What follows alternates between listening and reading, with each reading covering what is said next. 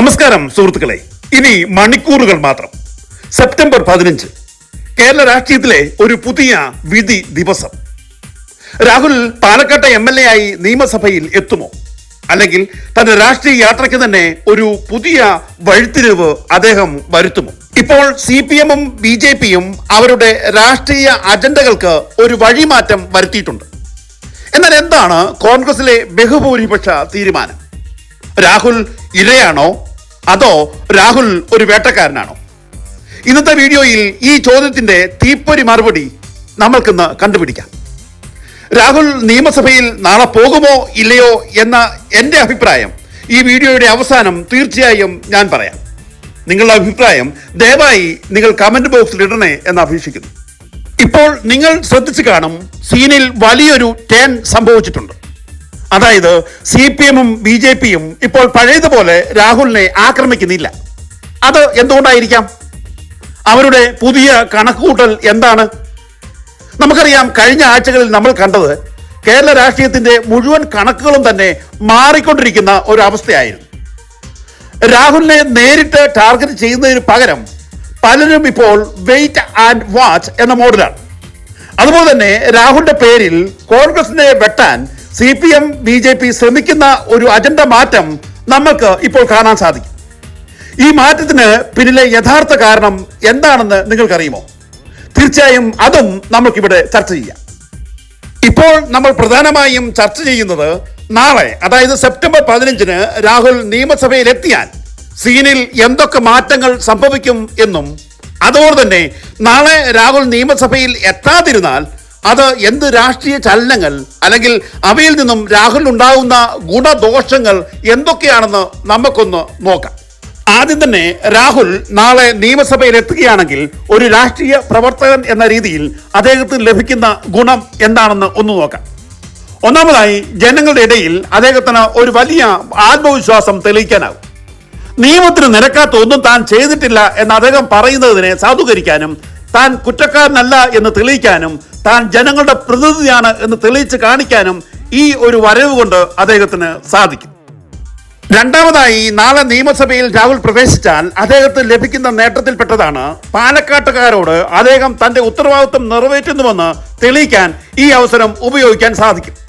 അതുപോലെ തന്നെ ജനങ്ങൾ തന്നെ വിശ്വസിച്ചേൽപ്പിച്ച MLA പദവി ആരോപണങ്ങളിൽ തകരാതെ താൻ പിടിച്ചു നിൽക്കുന്നു എന്ന സന്ദേശം ജനങ്ങൾക്ക് കൊടുക്കുവാൻ ഈ ഒരു നിയമസഭാ പ്രവേശനം കൊണ്ട് അദ്ദേഹത്തിന് സാധിച്ചെടുക്കാം. നാളെ നിയമസഭയിൽ രാഹുൽ എത്തുകയാണെങ്കിൽ അദ്ദേഹത്തിന് ലഭിക്കാവുന്ന മൂന്നാമത്തെ ഒരു ഗുണമായി പറയുന്നത് പാർട്ടിയുടെ അകത്ത് തന്നെ അദ്ദേഹത്തിന്റെ ഇമേജ് ഉയർത്താൻ സാധിക്കും എന്നുള്ളതാണ്.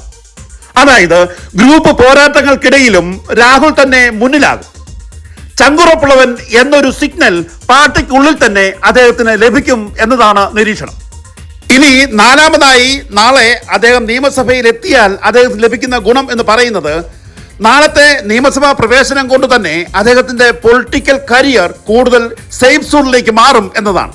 അതായത് ഇനിയുള്ള സമയം ജനങ്ങൾക്ക് വേണ്ടി പ്രവർത്തിച്ച് തന്റെ നേരെ വന്ന ആരോപണത്തിന്റെ കുന്തമുന തകർക്കാൻ രാഹുലിന് സാധിക്കും എന്നുള്ളതാണ്. ഇവിടെ നമ്മൾ ഒരു കാര്യം ശ്രദ്ധിക്കണം. നാളെ രാഹുൽ മാങ്കൂട്ടത്തിൽ നിയമസഭയിൽ പ്രവേശിക്കുകയാണെങ്കിൽ അദ്ദേഹത്തിന് ലഭിക്കുന്ന നേട്ടങ്ങളെ പോലെ തന്നെ കോട്ടങ്ങളും ഉണ്ടാകാൻ സാധ്യതയുണ്ട് എന്ന് മനസ്സിലാക്കണം. ഒന്നാമത്തെ അദ്ദേഹത്തിനുണ്ടാകുന്ന ദോഷം അല്ലെങ്കിൽ കോട്ടം എന്ന് പറയുന്നത്, അദ്ദേഹം പറയുന്ന ഓരോ വാക്കുകളും നാളെ മാധ്യമങ്ങൾ പെറുക്കിയെടുക്കും. എന്നിട്ട് അതെല്ലാം ഹെഡ്ലൈൻ ആക്കും, ഡിബേറ്റ് ആക്കും.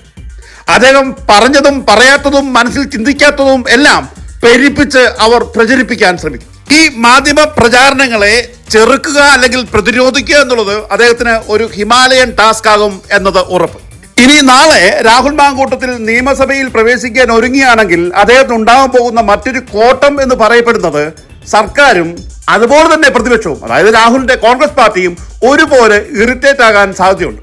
ചിലപ്പോൾ ഇത് മുഖേന മറ്റു പല വിവാദങ്ങളും നാളെ പൊട്ടിപ്പുറപ്പെടാനും സാധ്യതയുണ്ട്. അതിനേക്കാൾ ഉപരിയായി നാളെ രാഹുൽ മാങ്കൂട്ടത്തിന്റെ നിയമസഭാ പ്രവേശനം തടയാൻ ഭരണകക്ഷിയും, അതായത് CPM-ഉം അതുപോലെ തന്നെ BJP-യും എല്ലാവിധ സമരമുറകളും സജ്ജമാക്കിയിട്ടുണ്ട് എന്നാണ് അറിയുന്നത്. അത് തീർച്ചയായും രാഹുൽ മാങ്കൂട്ടത്തിന്റെ സുരക്ഷ ഗവൺമെന്റിന് വലിയ തലവേദനയായി മാറും. അതുപോലെ തന്നെ ചിലപ്പോൾ നിയമസഭയിലും കയ്യാങ്കളിക്കും ചിലപ്പോൾ സാധ്യതയുണ്ട് എന്നതാണ് വസ്തുത. ഇത് തീർച്ചയായും രാഹുലിനോട് ഭരണപക്ഷത്തിനും പ്രതിപക്ഷത്തിനും ഒരു ഇറിറ്റേറ്റ് ഉണ്ടാകാൻ ഇടയാക്കും എന്നതാണ് നിരീക്ഷണം. നാളെ രാഹുൽ മാങ്കൂട്ടത്തിൽ നിയമസഭയിൽ പ്രവേശിക്കാൻ ഒരുങ്ങിയാണെങ്കിൽ ഉണ്ടാകാൻ പോകുന്ന മൂന്നാമത്തെ ദോഷം എന്ന് പറയുന്നത് പാർട്ടിക്കുള്ളിൽ തന്നെ ഗ്രൂപ്പ് ക്ലാഷ് കഠിനമാകും. അതായത് രാഹുൽ ഹൈ പ്രൊഫൈൽ ആകുന്നു എന്നത് കാണുന്നത് മറ്റുള്ളവരുടെ ഉള്ളിൽ അസ്വസ്ഥതയോ ചിലപ്പോൾ അസൂയയോ ഉണ്ടാക്കാൻ സാഹചര്യമാകും. അത് വീണ്ടും രാഹുലിനോടുള്ള എതിർപ്പ് വർദ്ധിക്കാൻ ചിലപ്പോൾ വഴി തെളിക്കും എന്നാണ് നിരീക്ഷണം. ഇനി സുഹൃത്തുക്കളെ, നമ്മളൊന്ന് ചിന്തിക്കുക. നാളെ രാഹുൽ മാങ്കൂട്ടത്തിൽ തീരുമാനിക്കുന്നു അദ്ദേഹം നിയമസഭയിൽ പ്രവേശിക്കുന്നില്ല എന്ന്. എന്നാൽ അതിനുമുണ്ട് ഗുണങ്ങളും ദോഷങ്ങളും. അതിലെ ഗുണങ്ങളും ദോഷങ്ങളും നമുക്ക് പെട്ടെന്നൊന്ന് പറഞ്ഞു പോകാം. ഒന്നാമത്തെ ഗുണം, അദ്ദേഹത്തിന് എതിരെ ഉണ്ടാകാനിടയുള്ള ഒരു വലിയ മാധ്യമ വിചാരണ ഒഴിവാക്കാം. അതായത് ഡിബേറ്റ്, ക്യാമറ ട്രോൾസ് ഇവയെല്ലാം നാളെ വരാതിരുന്നാൽ ഒഴിവാകും.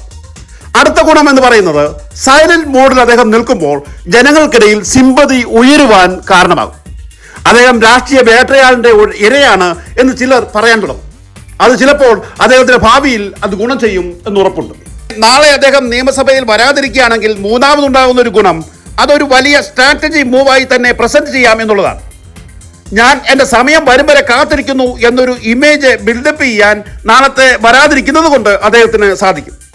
ഇനി നാലാമത്തെ ഒരു ഗുണം, അദ്ദേഹം വരാതിരുന്നാൽ തന്റെ മുതിർന്ന നേതാക്കളെ അനുസരിച്ചു എന്നൊരു വാദം രാഹുലിനെ വിമർശിക്കുന്നവർക്ക് എതിരെ പ്രയോഗിക്കാനാവും. നാളെ തന്റെ നിരപരാധിത്വം തെളിയിച്ചു കഴിയുമ്പോൾ പൂർവാധികം ശക്തിയായി മുൻപോട്ട് പോകാൻ ഈ നേതാക്കൾ തന്നെ സഹായിക്കും എന്ന ഉറപ്പ് വരുത്താനും നാളെ വരാതിരിക്കുന്നതുകൊണ്ട് രാഹുലിന് സാധിക്കും. ഇനി സുഹൃത്തുക്കളെ, രാഹുൽ മാങ്കൂട്ടത്തിൽ നാളെ നിയമസഭയിൽ എത്തുന്നില്ലെന്ന് തീരുമാനമെടുത്താൽ അതിന്റെ ദോഷഫലങ്ങളും ഭയങ്കര ശക്തമാണ്.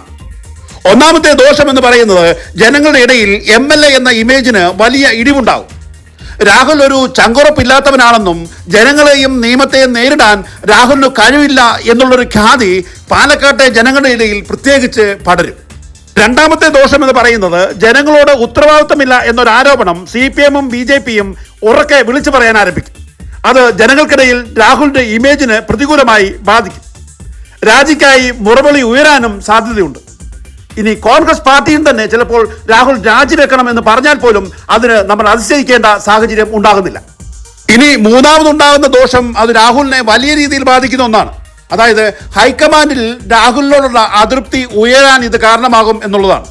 പാലക്കാടിന്റെ തെരഞ്ഞെടുക്കപ്പെട്ട MLA ആയിട്ടും അത് പാലക്കാടിനും പാർട്ടിക്കും രാഹുൽ ഉപകാരമില്ലാത്തവനായി തീർന്നു എന്നൊരു ഇമേജ് ഹൈക്കമാൻഡിൽ നിറയ്ക്കാൻ കഴിവുള്ള ഒരുപാട് പേർ പാർട്ടിയിലുണ്ട് എന്ന് നമ്മൾ മനസ്സിലാക്കണം. അപ്പോൾ ചിലപ്പോൾ അത് രാഹുലിന്റെ ഭാവിയെ തന്നെ ബാധിക്കുന്ന വിഷയമായി മാറും എന്നും നമ്മൾ ചിന്തിക്കണം. അപ്പോൾ നമ്മൾ പറഞ്ഞു വരുന്നത്, നാളെ രാഹുൽ മാങ്കൂട്ടത്തിൽ നിയമസഭയിൽ പ്രവേശിച്ചാലും നാളെ രാഹുൽ മാങ്കൂട്ടത്തിൽ വരാതിരുന്നാലും അത് രണ്ടും ഗുണങ്ങളും ദോഷങ്ങളും ഉണ്ട് എന്നതാണ് വസ്തുത. അതായത് ആ തീരുമാനം എന്തായാലും അതൊരു ഇരുതല മൂർച്ചയുള്ള വാളാകും എന്നുറപ്പ്. എന്നാൽ ഇപ്പോഴത്തെ ഒരു പ്രത്യേക സാഹചര്യത്തിൽ കോൺഗ്രസ് എന്ന പാർട്ടിക്ക് CPM-നെയും BJP-യെയും അടിക്കാൻ തന്റെ നിരപരാധിത്വം തെളിയും വരെ രാഹുൽ മാങ്കൂട്ടത്തിൽ പുറത്തു നിൽക്കട്ടെ എന്ന തീരുമാനമെടുത്ത് മാതൃകയായി മാറി എന്ന് വാദിക്കാൻ സാധിക്കും. എന്നാൽ MLA എന്ന നിലയിൽ രാഹുൽ പാലക്കാട്ടുകാരുടെ കാര്യങ്ങൾ മനസ്സിലാക്കി നടത്തി കൊടുക്കേണ്ടതും ഇവിടെ അത്യാവശ്യമാണ്. അതുകൊണ്ട് ഉടൻ തന്നെ രാഹുൽ ജനങ്ങളോട് നേരിട്ട് കാര്യങ്ങൾ പറയണം എന്നാണ് ജനങ്ങളുടെ അഭിലാഷം. പാലക്കാട്ടെ ജനങ്ങൾ അദ്ദേഹത്തിന് അതിനുള്ള അവസരം ഉണ്ടാക്കി കൊടുക്കുകയും വേണം. അതിന് പാലക്കാട്ടെ ജനങ്ങളോട് രാഹുൽ ഇനി പറയുന്ന ഉറപ്പ് നൽകാൻ തീർച്ചയായും ശ്രദ്ധിക്കണം. അതായത് എന്നെ ആരും ഒന്നും ചെയ്യില്ല എന്ന ഉറപ്പ്. രണ്ടാമത്, ഞാൻ നിങ്ങളുടെ ഒപ്പമാണ് എന്ന വലിയ ഉറപ്പ്. മൂന്നാമത്, നിങ്ങളാണ് എൻ്റെ കരുത്ത് എന്ന് പാലക്കാട്ടുകാർ ആഗ്രഹിക്കുന്ന വലിയ ഉറപ്പും രാഹുൽ ഈ അവസരത്തിൽ ജനങ്ങൾക്ക് നൽകേണ്ടതായിട്ടുണ്ട്. ഇങ്ങനെ രാഹുൽ ചെയ്യുകയാണെങ്കിൽ സുഹൃത്തുക്കളെ ഒന്ന് മനസ്സിലാക്കണം, ഇതായിരിക്കും രാഹുലിന്റെ ഏറ്റവും വലിയ പൊളിറ്റിക്കൽ ആയുധം. അതുകൊണ്ടാണ് സുഹൃത്തുക്കളെ ഞാൻ മുമ്പ് പറഞ്ഞത് സെപ്റ്റംബർ 15 എന്നുള്ളത് രാഹുലിനുള്ള വിധി ദിനം ആയിരിക്കും എന്നുള്ളത്. ജനങ്ങളും നേതാക്കന്മാരും രാഹുലിനെ വിധിക്കുന്ന ദിവസം. രാഹുൽ ഇവിടെ യേസ് പറയുമോ, അല്ലെങ്കിൽ ചിലപ്പോൾ നോ പറയുമോ? ഇതെല്ലാം ഇനി വരുന്ന മണിക്കൂറുകൾക്കുള്ളിൽ നമുക്ക് വ്യക്തമായി അറിയാം. ഇനി എൻ്റെ നിരീക്ഷണത്തിൽ വ്യക്തമായ ഒരു അഭിപ്രായം ഞാൻ പറഞ്ഞാൽ, ഇപ്പോഴത്തെ സാഹചര്യത്തിൽ രാഹുൽ മാങ്കൂട്ടത്തിൽ നിയമസഭയിൽ എത്താൻ സാധ്യത ഇല്ല. നമ്മൾ ചർച്ച ചെയ്തതുപോലെ രണ്ടാമത്തെ ഓപ്ഷനാകാം ചിലപ്പോൾ രാഹുൽ സെലക്ട് ചെയ്യുക. കാരണം പരാതി അല്ലെങ്കിൽ ആരോപണം ഉന്നയിച്ച ആരെ തന്നെയും പ്രകോപിപ്പിക്കാതെ ഇരിക്കുക എന്ന രാഷ്ട്രീയ തന്ത്രമാകും ചിലപ്പോൾ അദ്ദേഹം സ്വീകരിക്കുക. എന്നാൽ തന്റെ MLA പദവി പരമാവധി ഉപയോഗിച്ച് ജനസമ്പർക്ക പരിപാടികളുമായി മുന്നോട്ട് പോയി ജനങ്ങളുടെ ഇടയിൽ കൂടുതൽ വിശ്വാസം നേടിയെടുക്കാൻ അദ്ദേഹം ഇനി ശ്രമിക്കും. അതുപോലെ തന്നെ തന്റെ അവസരങ്ങൾക്കായി അദ്ദേഹം കാത്തിരിക്കുകയാകാം രാഹുൽ ചെയ്യുവാൻ പോകുന്നു. അത് തികഞ്ഞ ഒരു രാഷ്ട്രീയ അച്ചടക്കമായിരിക്കും എന്നായിരിക്കും അദ്ദേഹത്തിന് ലഭിച്ച സാരോപദേശം. ഇനി ഒരു കാര്യം ഉറപ്പിക്കാം, കേരളത്തിലെ രാഷ്ട്രീയ ഇക്വേഷൻസ് ഇനി ഒരിക്കലും പഴയതുപോലെ ആയിരിക്കില്ല. പ്രത്യേകിച്ച് രാഹുലിന്റെ കാര്യത്തിൽ പാലക്കാട്, നിയമസഭ, കോൺഗ്രസ് എല്ലാം കൂടി നോക്കുമ്പോൾ രാഹുലിന്റെ ഓരോ തീരുമാനവും ഇനി ചരിത്രത്തിൽ ഇടം തേടുന്നതായിരിക്കും. ഇപ്പോൾ ഞാൻ ആഗ്രഹിക്കുന്നത് നിങ്ങളോട് തന്നെ ഒരു ചോദ്യം ചോദിക്കാനാണ്. രാഹുൽ നിയമസഭയിൽ എത്തണം എന്ന് നിങ്ങൾ വിചാരിക്കുന്നുണ്ടോ? അല്ലെങ്കിൽ ഇപ്പോഴത്തെ പോലെ അദ്ദേഹം സൈലന്റ് ബോർഡിലേക്ക് തുടരണമോ എന്നാണോ നിങ്ങൾ ചിന്തിക്കുന്നത്? തീർച്ചയായും നിങ്ങളുടെ അഭിപ്രായം കമന്റായി ഞങ്ങളെ എഴുതി അറിയിക്കണമേ എന്ന് അപേക്ഷിക്കുന്നു. നിങ്ങളുടെ ഓരോ കമന്റുകളും സസൂക്ഷ്മം ഞങ്ങൾ വീക്ഷിക്കും, അത് ചർച്ച ചെയ്യും. തീർച്ചയായും ഓരോ കമന്റിനും വ്യക്തമായ മറുപടി ഞങ്ങൾ നൽകും എന്നും അറിയിക്കട്ടെ. അതുപോലെ ഈ വീഡിയോ നിങ്ങൾക്ക് ഇഷ്ടപ്പെട്ടെങ്കിൽ ദയവായി ലൈക്ക് ചെയ്യാൻ ഒരിക്കലും നിങ്ങൾ മടി കാണിക്കരുത്. തീർച്ചയായും ഈ വീഡിയോ നിങ്ങളുടെ സുഹൃത്തുക്കൾക്കും നിങ്ങൾക്ക് വേണ്ട നിങ്ങളുടെ ബന്ധുജനങ്ങൾക്കും നിങ്ങൾക്ക് ആർക്കൊക്കെ താല്പര്യമുണ്ടോ അവർക്കെല്ലാം ഷെയർ ചെയ്യണമേ എന്ന് അപേക്ഷിക്കുന്നു. കാരണം അവരുടെ അഭിപ്രായവും നമുക്ക് സ്വരൂപിക്കേണ്ടതുണ്ട്. ഇതുവരെ ഈ ചാനൽ സബ്സ്ക്രൈബ് ചെയ്യാതാണ് നിങ്ങൾ വീഡിയോ കാണുന്നെങ്കിൽ ദയവായി ഈ ചാനൽ സബ്സ്ക്രൈബ് ചെയ്ത് ഞങ്ങളോട് സഹകരിക്കണമേ എന്നും ഞങ്ങൾ നിങ്ങളോട് അപേക്ഷിക്കുന്നു. ഇനി മറ്റൊരു വിഷയമായി വേറൊരു വീഡിയോ വരുന്നവരെ എല്ലാവർക്കും നന്ദി, നമസ്കാരം.